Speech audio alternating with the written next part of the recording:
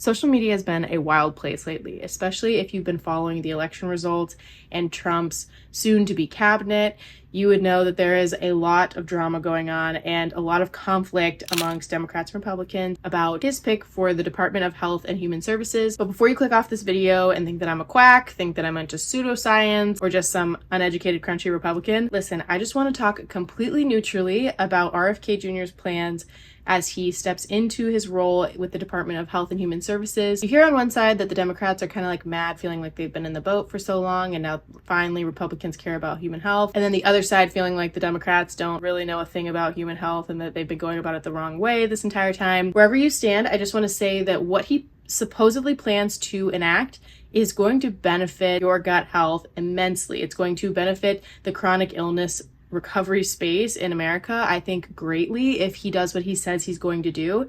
And so I want to talk about like each of his points in this video, exactly what he's said he's going to address in his time, and kind of what the implications are for somebody like you who might be healing from chronic illness, maybe are confused about all the different things that you're hearing on the media, and you just want some clarity. We're going to kind of piece that together. So let's jump right in. The first thing that RFK has planned to do is going to be to address conflicts of interest in health agencies. So he has noticed that when certain companies or major corporations are themselves managing the checks and balance process for their quality standards, that obviously they come out on top every time. And so he has seen this pattern, which I've seen over and over again, where companies basically are able to certify or use greenwash language that comes from their own camp, their own marketing, saying that things are safe, saying that things are okay. There's specifically a certification that I'll pop on the screen here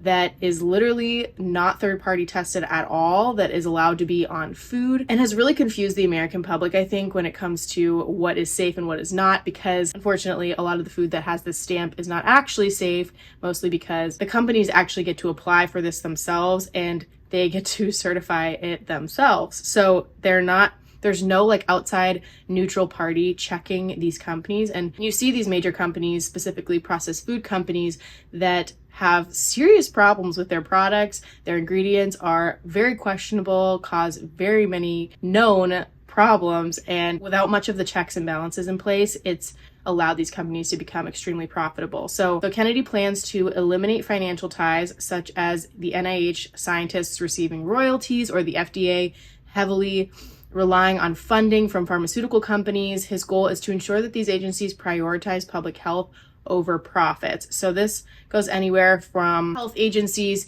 all the way down to specific products. And he's very critical of these corporations, the FDA and the NIH, which I think is reasonable because there has been a lot of corruption and a lot of conflicting opinions. And so I think this would be a huge win if we can actually get the FDA a little bit under control, or at the very least prioritizing public health over profit. Even if we were to just move in a little bit of that direction, we're going to start to see some of that chronic issues go down. Because again, if we're being entirely money driven, there's no way that it's going to benefit the consumer entirely when it comes to their health. In a lot of cases, food is being manufactured to be addictive and again be for profit. And so I think these companies, these major health agencies that are supposed to be regulating this type of problem, should really be held accountable. So I love that. Number two is that he's setting a main focus to combat chronic disease.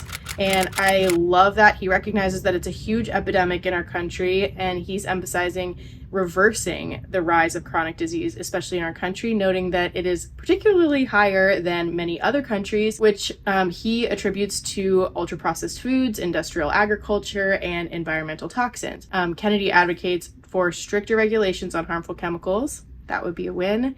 And better public education on nutrition, which I think anybody who's been following my channel for a while would know that I would be very pro nutrition education for students. As much as some of you are probably like, I'll believe it when I see it, we've been advocating for this for years. I think honestly, at the end of the day, just that somebody is up there saying explicitly that they're going to address this is a move in the right direction. You guys know that I really believe that ultra processed foods are at the root of so much of our chronic health issues because there's so many chemicals in them. These foods are not digestible. They don't have actually easily absorbable nutrients. It's leaving people extremely malnourished, even though they look well fed. They're completely malnourished, and it is causing I would argue that almost every single person in the US has some level of gut imbalance, arguably moderate gut dysbiosis in almost every single person at this point, unless you are actively pushing against it. It's really sad, but honestly, this is to be expected when all people have cared about up until this point has been profit. And the reality is that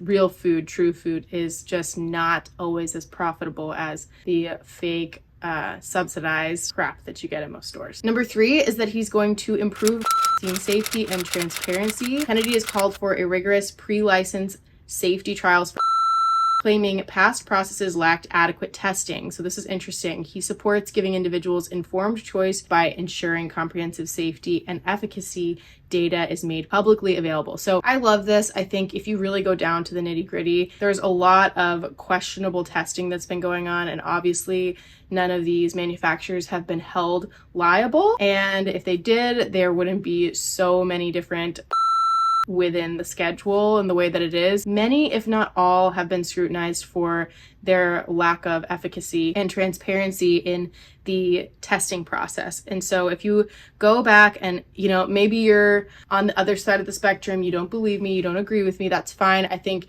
what's really important is that if you go and look at exactly the testing and the processes that they're calling rigorous testing, you would actually see that these are 4 or 5 day trials. There's no long-term studies on the effects of these.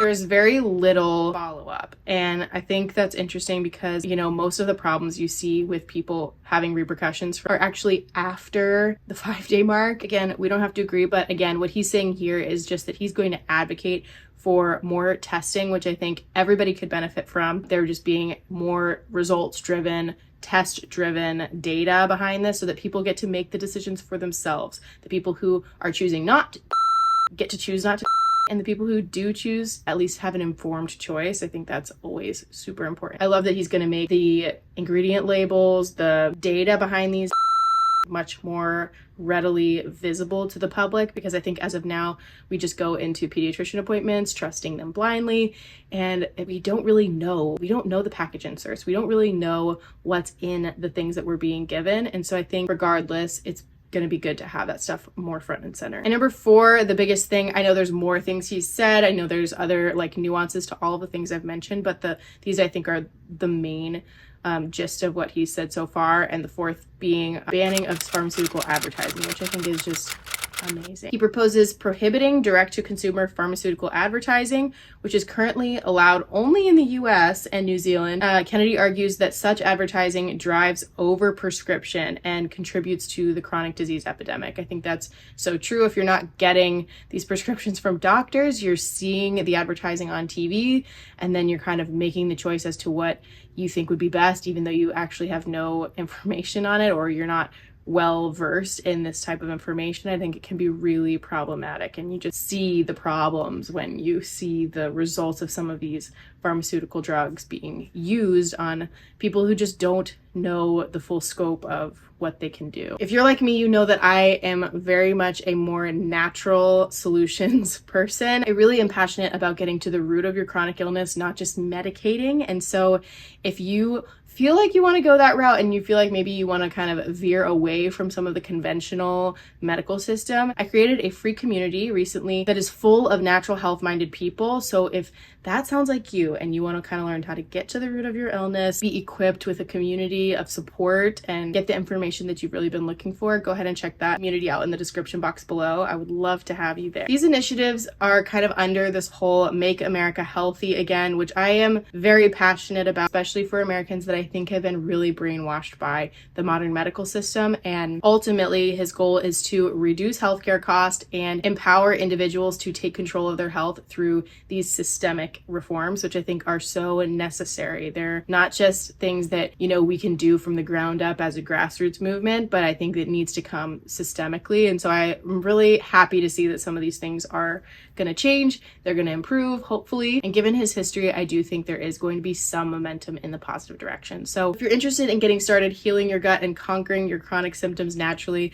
maybe you don't want to wait for all of these systemic changes and you just want to get started, check out this video because I give you my best solutions for healing leaky gut, which I really think is at the root of so much chronic illness. Thanks for watching.